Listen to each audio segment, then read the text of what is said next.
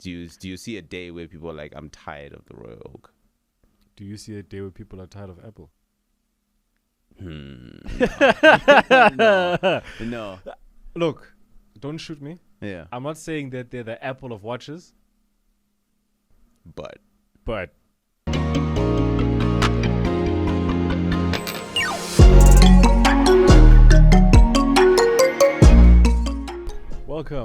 welcome back. hello, everyone. You're back with your homies. Yep. With the team. My name is Daniel, I'm Yanko. and this is The Dial, episode 8. Yeah. Let's get straight in, brother. Yep. A lot has happened, always. Yeah. I must say, though, let me just, before I start. Sure. Am I the only one that sometimes feels like randomly Yeah. there'll be periods in, like, the watch world where, like, everything happens at once? Yeah. And you're like, okay. Oh, okay, they dropped. Okay, okay, they dropped. It gets overwhelming. You're like, okay, they dropped. Yeah. Okay, and then, okay, he got fired. Okay, and okay, and then now he's the new CEO. And you're like, whoa. And then that's like a month. And then, like, the next 2 weeks is like silence. Yeah. It's just like true. silence, you know? A lot's happened this week as well. A lot, yeah, man. A lot has happened. I mean, I think one thing we wanted to talk about off camera, that I know you were excited to hear, and a good friend of ours actually shared it with us, was Jay-Z Yeah. investing in WristCheck, Yeah. being the newest investor, Yeah. the newest investor in WristCheck. For those of you who don't know, you should follow WristCheck, by the way. Platform and a half. Amazing. It's essentially a luxury watch sort of platform where they sell watches, They repair watches. they review, and they showcase, like, as they show on their social media, you know, they showcase Celebrities who who wore what where, and, you know, like, I remember seeing watches, one yeah. where they were talking about like the French football team, what the players are wearing, you know, to showcase yes. Rolex, you know, AP, whatever. Yeah, big shout out WristCheck, man. These are WristCheck doing their things. I mean, they are invested in a lot of people. And a lot of people are invested in them. So I found an article on Bloomberg, actually. Yep. So, yeah, Jay-Z backs luxury watch trading platform WristCheck. Investment follows a downturn in second-hand watch prices, and celebrities have invested in other brands such as Chrono24 as well. Shout out to Chrono24. Yeah. So, you know, he invested in, I mean, we know Jay-Z's watch collection is abnormal. Yeah. It is incredible. Abnormal is the right word. It is abnormal. Yeah. So he's really been around, you know, and he's well known and respected, you know, for his watch collection and his business acumen, hey? Yes, his business acumen. Yeah, it's a very good business acumen. His intelligence it's very vast. And so, apparently, according to the Bloomberg article, I'm reading straight from here, Carter, Jay-Z, a well-known collector of rare and valuable watches from brands including Patek, Audemars, and Richard Mille, participated in a recent funding round about of $5 million, according to the Hong Kong-based company. The rapper joins a slew of other celebrity watch trading investors. Football star Cristiano Ronaldo and F1 Charles Leclerc are both investors of Chrono24. Yes, I know that. Yeah. Right? So, you know, the biggest dedicated online watch trading platform, while its US rival, Bezel, Bezel, the version of Chrono24, the American version, attracted celebrity backers such as Kevin Hart, John Legend, and J Balvin is invested in Bezel as well. So, you know, there's been obviously a sharp decline in second-hand watches as of since 2022, like the market in general. Yeah. So this investment from Jay-Z into WristCheck is very much welcomed. And just so that you may or may not know, WristCheck was actually founded 4 years ago by Austin Chu, right? Austin Chu, he was an influencer, right? Watch influencer, collector, turned businessman, turned CEO, turned big boy. Right? Big boy in the watch game. 4 years, exactly. guys. 4 years. And the company so far has raised $13.6 million US, and its other backers include Alibaba, Enterprises, yeah. Gobi Partners (GBA), Mm-hmm. and K3 Ventures. RiskCheck charges 6 to 12% on sales on its platform, depending on prices and volumes. This article was written by Andy Hoffman from Bloomberg. Thank you. Thank you, Andy. So now that we know people love watches like this, People love watches. people love watches. 5 million investment from Jay-Z reported. Could be more, could be less, whatever. How do you feel about this type of investment? Because I mean, and I'm not talking from simply a businessman investing in another business. From Instagram influencer, Hong Kong based, to starting a second-hand watch selling, repair, etc. platform. 4 years in, to raising $13.6 million from backers, and with 5 million new coming in from Jay-Z. How does that? I guess, for lack of a better, how does that make you feel? It makes me feel confident. It really does, because 4 years in business sense, you know, they always say that it takes 10 years for a business to be successful. It just goes to show you that it can be done earlier. And it could be done with a lot of dedication and hard work. And remember, you said he started 4 years ago. He started off as an influencer, and now all of this has happened. It also gives faith for, you know, people like us to also, like, one day, you know, this channel is going to be big and we're going to, you know, get a lot of support. Yeah. So I think for us, looking at it from a youth perspective, and I feel like the watch industry is moving towards the younger generation. That's why RiskCheck works so well, because people want to know who's wearing what watch. And one thing that RiskCheck is providing is they're not only providing that, but they're providing repair services. They're providing a deeper meaning towards watches. And I feel like they are kind of like almost one of the leaders that are making watches go on to a younger generation. Do you think the fact that we know him as an influencer prior makes him more accessible, because more relatable, because he comes from our generation? Well, from our generation, and he comes from the social media generation, you can actually say. I think it makes it more relatable, because like you said, being an influencer is actually a very difficult job, because your job is to influence. And it's very difficult to influence, especially on platforms like Instagram. You know, to get people to follow your cause is very difficult. Takes a lot of grit, yeah. So the fact that he was an influencer, yes, it did help situations, but he grew from that. He grew out of that, and he wanted to go for more. And I feel like that's the way you naturally grow. It's not good for a person to always be in one same situation without saying, hey, let me do something better with it. Let me do something with my influence. Because it's one thing to influence people to do something, but it's one thing to create something for yourself. And that gentleman, shout out to that gentleman, he created RiskCheck, and it's for us. I feel like it's for us, because I feel like the watch industry, and even in the article, Jay-Z, it said that Jay-Z recognized that the watch industry is going younger, and it's always going to go younger. Of course, we're you know, so we kind of like now kind of are coming into almost, I would say like a changing of the guard. Because, I mean, maybe watches a few years back, 20 years ago, wasn't really that kind of a young man's game now. But now it is. You know, RiskCheck, Nico Leonard, Teddy Baldessari, it's us now. It's our time to shine. So I personally feel happy for them, and I feel happy for people like us, because it's a win for young people. It really is a win for young people. And, I mean, congratulations to him. And it just shows us that, you know what, we can actually do it in 4 or 5 years. It can be done. It doesn't have to be 10 years. It can be done. You just need to make smart choices. Make the right choice. Make the right choice, Make the right choice. And business sense, it makes sense, And also take that risk, you know. Risk. The risk, I think, you know, I don't know his story in detail. You know, maybe one day we'll get a chance to talk to Mr. Austin Chu. Would love to.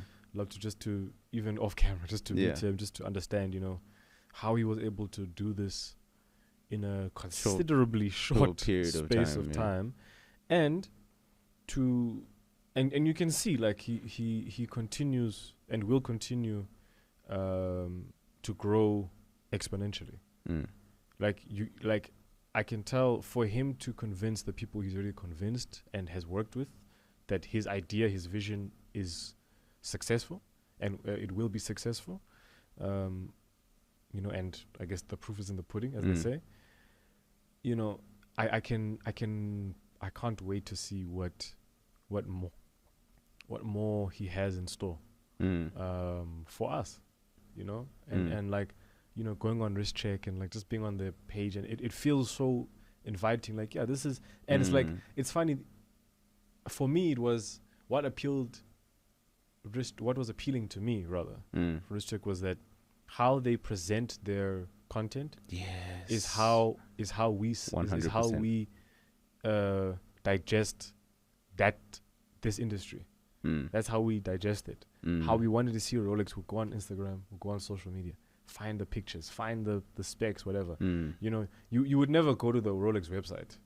Like, that was later on in life, because then you're like, okay, let me actually, let's do deeper research. Let me do research. But how, and like very concise information, very short, very snappy, very quick, great content, very digestible content, and it's how you can see he understands his market, audience very well. As well, very well, because we're in an age of social media where we want something that explains everything in a short period of time. Correct. Like you said, going on the Rolex website might take you a bit of time. Then you have to read their history and stuff. I mean, that's only when you're really interested in watches and into watches like we are. But a normal watch person that says, yeah, I like watches, but not that but somebody that's not deep into it, he can go to a place like Risk Check, where they show you the person who's wearing the watch, how much it is, how much what does the watch consist of. So the way their information management on Risk Check is amazing, and the way their videos come across. And I even saw this one video where they actually sit with the watch repair guys with their little lab coats. That for me is money, because that shows that it's not all about the glitz and the glam. It's about the actual watchmaking. Who's making the watch, and that's how I feel that Risk Check is deeper than just saying whose celebrity is wearing on what. It's more than that, and it gives faith to people like us, because we always keep saying that we're more than a podcast. I mean, this is, of course, right now this is our vehicle, and it will probably be a vehicle for a long time, but we're doing more than that now. We've dropped the newsletter. Shout out to the newsletter. Please, guys, follow us on LinkedIn at the Dar Watch Club. Exactly. So yes, I'm excited for what they're gonna do in the future, but I'm excited for what we're gonna do in the future. I mean, we know what we're gonna do in the future. Gonna be, no, and again, it gives us, it's hope, really, to be like, okay, like, we're not that crazy. Because clearly it's being we're done. not that crazy. We're crazy. We're not that crazy. Crazy. So no, man, again, big shout out to Risk Check. Risk Check, would love to. Congratulations for that investment. Would love to have an interaction with you, potential collab. Hey, bro, I'm just putting things out there, bro. Hey, man. We reach for the stars. We're in this together, man. Austin Chu, congratulations. Congratulations. And let's see what else we can do. Yeah. So, women's watch. You told me you want to talk about a watch. Now, I don't know what this watch is, but you're like, dude, I need to talk about this because this is crazy. So the floor is yours. What is your, this week, women's watch of the week? Okay, so my favorite women's watch of the week is the Royal Oak Mini Frosted Gold Quartz. Now, this Royal Oak, just a little bit of more detail. It's a mini Royal Oak, so it's basically a Royal Oak but smaller. Is a 23mm case. That's mini for real. Yeah, and it comes in an 18-karat yellow gold case, 18-karat white gold, and pink gold. So it's released in three that pink gold probably stones. Looks nice, bro. No, trust me, it does. We'll put a picture up for you guys. Yeah, and it's powered by a quartz caliber 2730. Yeah. So basically, it has a water resistance of 50 meters, but I mean, I don't think you should be swimming with it unless you can buy it twice. Exactly. So The dial is a yellow gold toned dial, and it's called a petite tapisserie pattern. So basically, the Audemars Piguet, you know that the little pattern that they have, the texture, is called petite tapisserie. Yeah. Yay! My French, anyway. And then yes, so the one I'm talking about is the one in yellow gold, and so the dial, like I said, is yellow gold, and it has applied hour markers, and it has a luminescent coating, so you can see it in low light areas. And this watch costs a pretty penny. Of course. Can you give me a guess? Mini Royal Oak. Yeah. AP's bread and butter. Yeah. In rands. I mean, because it's mini. Okay, so it's less than a million. Okay. This is my logic, trying to play here. But then at the same time, to make it such a small case and then put all the maybe 850. Close. 600,000. Damn, that's still For a lot of money. Yeah, that is. that is a lot of money. That's a lot of money for a yeah. mini watch. Yeah. For a mini version Royal of Oak, yeah. a mini version of the big one. Of the Royal Oak, yeah. Wow. But you know, I guess it's more aligned for women. I mean, of course, a man can wear it, but I think this is more of a woman's watch, to be fair. And I've always enjoyed seeing a woman wearing a very petite, small watch. It's very elegant, huh? Yeah, it's very, very elegant. It looks nice. Because I mean, if you think about a Gerald Genter design Royal Oak, you think it's more for a man because it's more angular.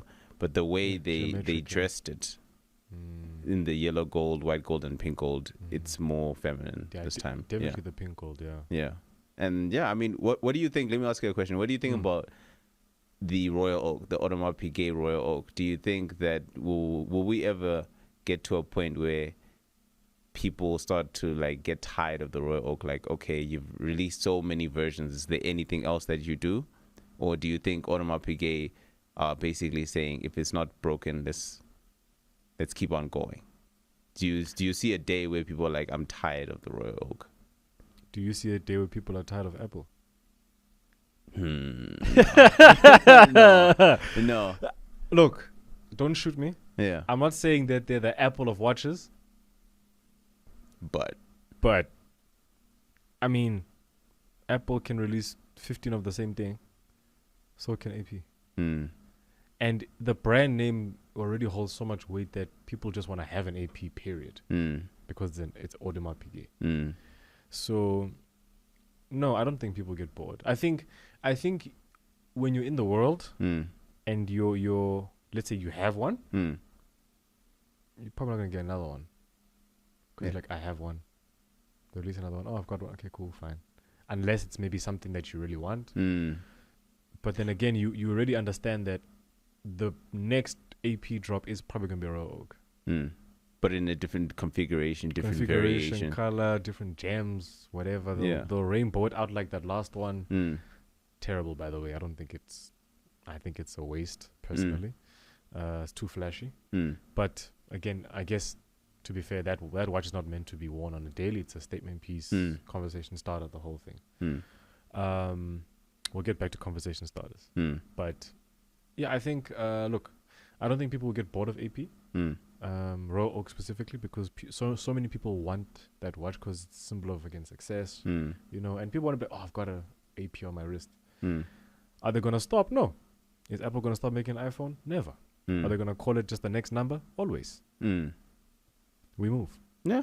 I think that's a take I agree with, to be fair. And it goes back to actually when we had the discussion with when we went to go meet the watch experts, they were saying that Audemars Piguet, Rolex, and I think Patek Philippe, they never veered away from tradition. They're the most traditional watch brands. They call them the Holy Trinity. AP, Rolex, Patek.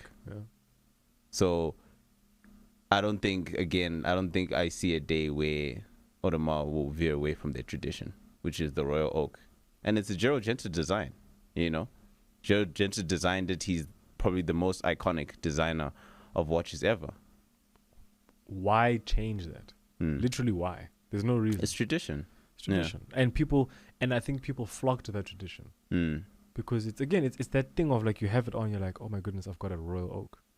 I've got something that its history goes so far back, and I am part of it now, right? You know, we had this conversation a while ago about this whole thing of exclusivity and brand positioning and stuff. But at the end of the day, I mean, you know, Rolex is Rolex because they've been around for long enough. They've done what they've done. They've achieved what they've achieved. And they never veered away from who they were. Through all of that, when they have every opportunity and they can do whatever they want. They can be like, screw everyone, we're going to make a watch that looks like this, that does this. We're making a watch that has never, that is the complete opposite of what Rolex is known for. They can do that. You don't have to. There's no need. It doesn't improve. It doesn't add. In fact, like you're saying, you're insinuating that it could even dilute the essence of the brand because of the tradition is so strong. And where they come from, being Switzerland, Swiss watchmaking in Switzerland is a culture. It's part of who they are. Tradition. It's tradition. So the tradition trumps the hype beast. Oh, but what if creativity sometimes? Yeah, you know, creativity. I mean, I've said it. I want something crazy, but Adidas and Rolex, like stupid stuff. I know that'll never happen. Although that's what I secretly want as a fan, just to see cool stuff. I understand tradition trumps all that. So I don't think we'll ever get bored, and I don't think they'll ever change. Yeah. Or if they choose to make a whole new line one day, maybe a new CEO, someone's like, guys, we need to drop something new. Cool. But even that new thing will never out-trump the traditional. It won't. And they will, I think, eventually. Probably, at some point. Maybe. And maybe it could even be like, it might not even be too far from tradition. It could still be the same, play in the same ballpark. But maybe, you know, a complication we haven't seen before. Or a configuration that we're not used to. Or, you know, materials we're not used to. Things like that. They might go that route. But you will still look at it and be like, oh no, that's definitely an AP still. Which is the point, right? That's the point. That's the point. Yeah, okay. And yours? What's your favorite? Women's watch. Yeah. It's from your, maybe your second favorite or your first. I don't know. You'll tell me. Okay. Favorite brand. Yeah. Tudor. Tudor is actually my favorite. Is it your favorite? Yeah, it is. Is it your favorite? Tudor followed by Timex. Oh, by Timex, huh? Yeah. Now, respect. I like my women's watch of the week, guys, is the Tudor Royale. Reference number M28300-0008. Okay. Specifically, the salmon dial version. Salmon dial, classic, classy, simple. From afar, if you don't know, it kind of looks like a Rollie. Okay. As we know. Yeah. Some people call it the sister company of Rolex. One of our watch friends was like, whoever says that doesn't know what they're talking about. No, actually, yes. He said that whoever says Tudor is a poor man's Rolex don't know what they're talking about. And I agree with that take 100%. You agree? Yes, I do. Okay. I do. Let us know what you guys think. Don't disrespect Tudor, guys. Do you guys think Tudor is the sister child? Yes, comment below, guys. Of the Rolex. So, I must say, it comes with a 5-year guarantee. I like the 28 millimeter, again, small, compact. I think on a woman would look very, very classy. Steel case with a polished satin finish. So, under the right lighting, you are outshining everybody. With a very decent thickness of 3.8 millimeters. 100 meter water resistance. Actually, I didn't expect that. So you can swim with it, ladies. With a very nice notched bezel. Again, I like that, really like notched bezel with alternating cut grooves with a polished finish. Salmon dial, as I've said, the color. It's like I have it on screen now, but it's like a very mellow pink. It's a very mellow, very washed out pink. With Roman numeral numbers and a date reader on the 3 o'clock hour mark. Again, this is a very classic watch, very sleek, very understated, I think. And let me actually also just mention the movement, of course. Mhm. Self-winding mechanical. Okay. Two-door. Caliber T201. Okay. With a 38 power reserve and a winding crown, screw-down winding crown of the same 316L steel, adorned as per the actual Tudor logo that's on the watch. So same steel material. Very simple, very clean. I love their marketing, by the way, Tudor. I love the way you guys sell the Tudor Royale as a package. They love to use purple. Purple, Okay. as you know, the Queen of England, Yeah. may she rest in peace, wore A lot purple a of lot because purple is a symbol of royalty. royalty and so on. So, hence Tudor Royale purple. Mm. It's a very simple design, visually, but I believe extremely aesthetically pleasing. Going for Mm-hmm. How much is the Tudor? actually guess, how much do you think it is in rands? Take a wild guess. The Tudor Royale 67,000 rand. 67,000. Yeah. You're not too off. Okay. 44,700. Rand. Okay. 44,000, beg your pardon, 700 rand for the Tudor Royale 28 millimeter salmon dial. I really like the salmon dial. They've got many other options, guys, of course. If you want to know, just to give you the price difference, the 34 millimeter of the same model is 45,700. Okay. And the 38 millimeter of the same model is 47,800. And the 41 millimeter, the largest size, is 48,800. So still in the 40. Still in the 40s. 30,000, yeah. But yeah, again, I just really love it. But just, it would make a just to show you again. yeah. It Beautiful would make a choice. great gift for a significant other. Significant It's other. a very, very nice watch. You know, so It's very clean, understated as well. you Yeah. know, so ladies, please, Again, you guys can't say I don't have your back, Yeah. When you get a Tudor, just know he got it from us. Yeah, you can't go wrong with the Tudor. Can't go wrong with the Tudor. Yes. So you're mentioning conversation starters.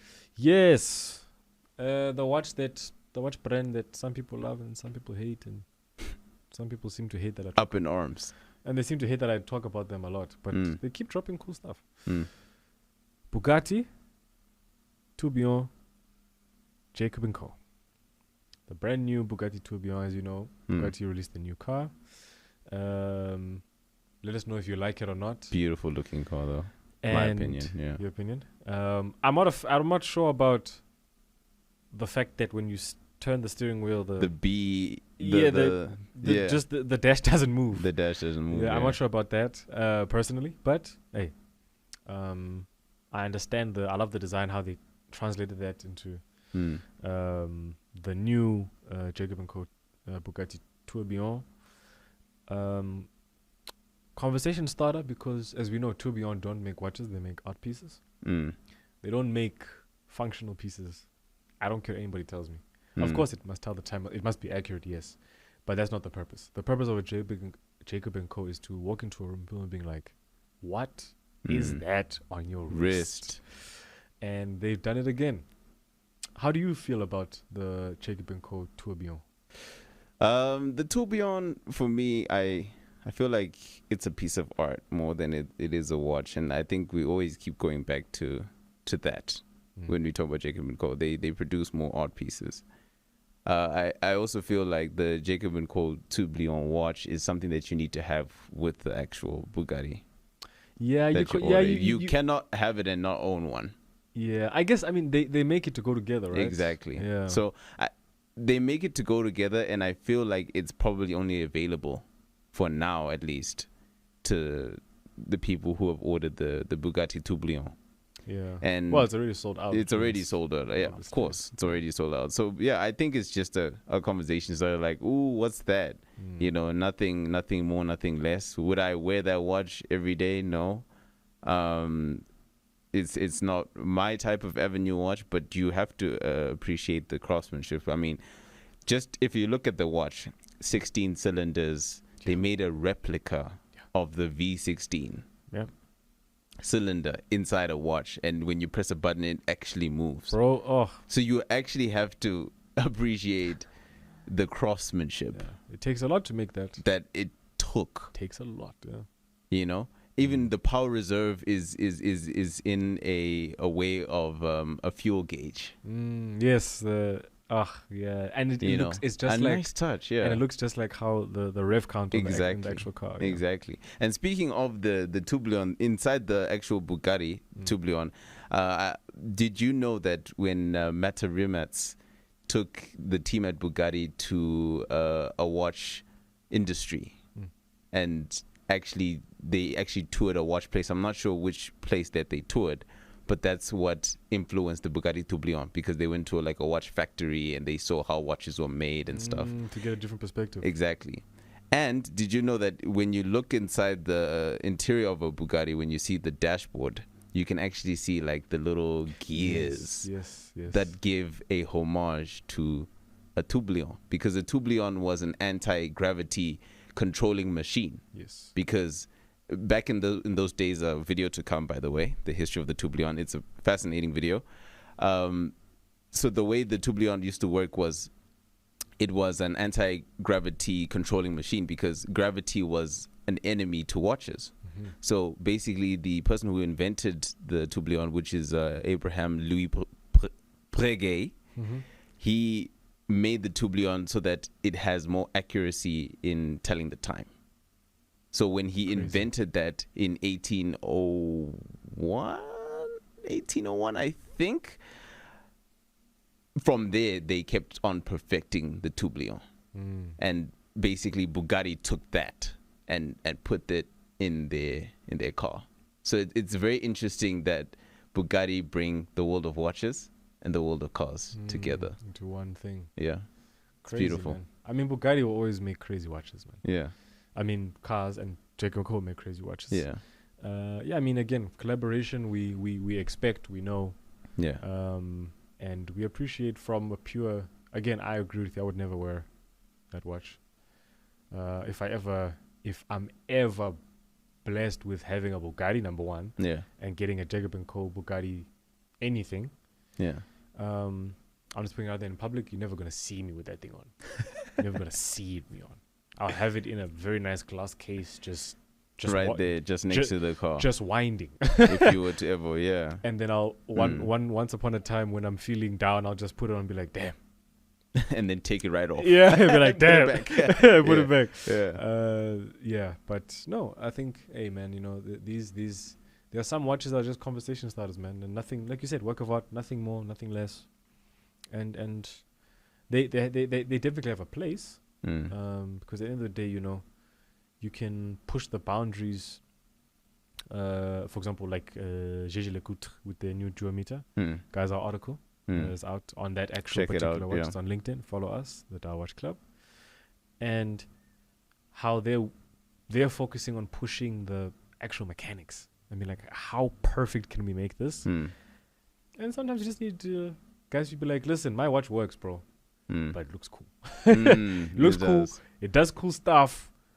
I was able to make this thing jump from this to this, and it spins and does this, and you press this button, and then this thing does this, and you're like I remember their roulette one that they did. Where you press the button and the thing spins around. Things like that. Like, it's like a nice to have. And that's all that it is. So, no, great. Again, let us know what you guys think about Jacob Co, the new Bugatti Tourbillon. Yeah. And just to finish off, bro, a quick one. Sure. Richmond Group. I know you heard the news. Yes. Random. I mean, a reshuffle. Yeah, literally like a you go there. Yeah, like a cabinet reshuffle, basically. Cabinet reshuffle, yeah. Reshuffle. So, Richmond announced, this was about 4 days ago, that the current CEO of Vacheron, Constantine, will become the CEO of Cartier. Okay. That is Louis Ferrer. He's now going to become the CEO of Cartier, and the current CEO of Gégé Lecoutre, who is Catherine Renier, is going to become the CEO of Van Cleef. I heard that. Right? I heard that news, yeah. And one of them is retiring, of course. being Vigneron is going to retire. Who is the current CEO of Vacheron Constantin? They're gonna retire. Okay. And so on and so forth. I was like, when I saw this, it piqued my interest because this conglomerate known as Richmond and the other one being LVMH, having the ability to just be like, you know what? I mean, I own all of this, obviously. So I think you are best suited here. You are best suited here. You are best suited here. Do you think, quickly, do you think this sort of mini cabinet reshuffle will even make a dent of a difference with what comes out next from these brands?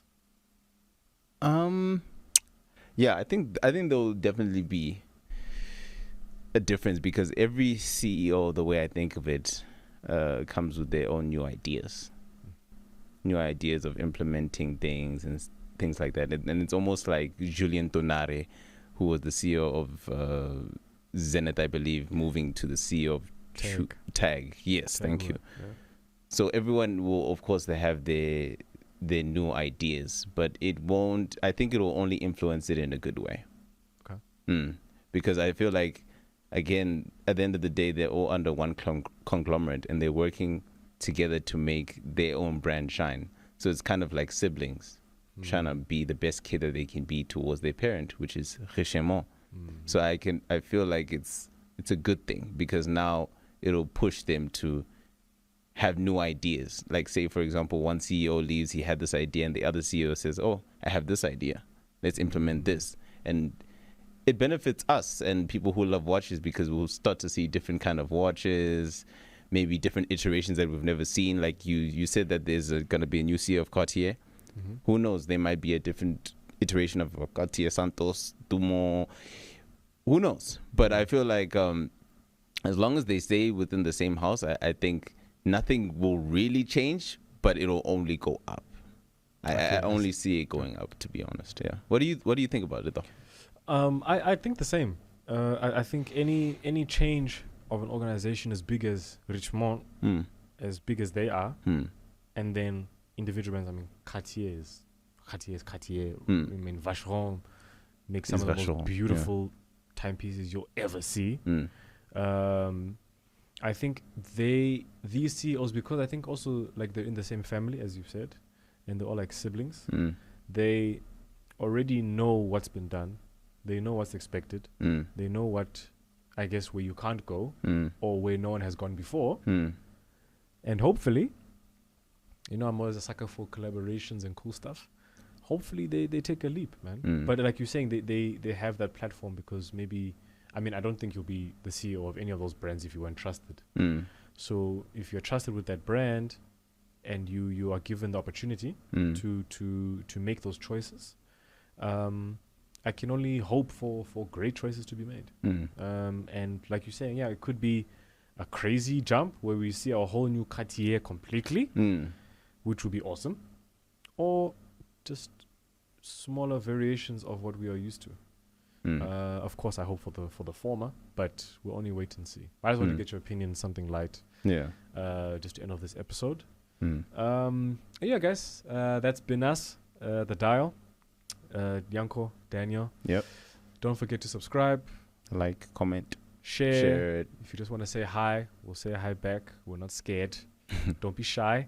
Follow us on TikTok, Instagram. We dropped a new newsletter on LinkedIn. Follow us on LinkedIn. New newsletter coming soon. Every week. Newsletter coming every week. One is already up. Let us know what you think. And listen to us on Spotify as well for you audio listeners out there. Give us a nice review as well, man. 5-star. Please. Obviously. Please, we need them. We need that. But speak your truth. And man, that's us. And as always, stay on the watch.